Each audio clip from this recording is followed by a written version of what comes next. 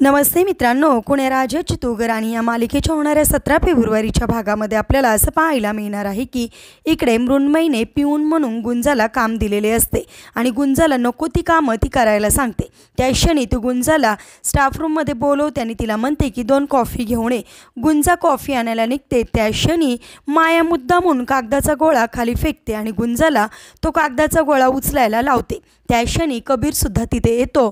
तर सगळं काही हे बघत असतो आणि इकडे माया मृण्मयीला म्हणते की आता या गुंजाची मी अशी अवस्था करणार की एक दिवस ही सरपोतदारांचं घर सोडून कायमची निघून जाणार। आणि सगळं काही मृण्मयी आणि माया गुंजाला त्रास देण्यासाठी मुद्दामून करत असतात। हे सगळं काही कबीर बघतो, ऐकतो आणि गुंजाशी अशी अवस्था बघून त्याला फारच वाईट वाटतं आणि तो म्हणतो, सॉरी गुंजा, मला माफ कर, माझ्यामुळं तुला हे सगळं काही सहन करावं लागते, पण मी तुझी साथ कधीही सोडणार नाही।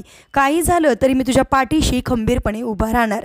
आणि आता खरोखरच कबीर हा गुंजाची साथ घेत मृण्मयी आणि मायाचा चांगलाच मात जिरवताना आपल्याला पाहायला मिळणार आहे।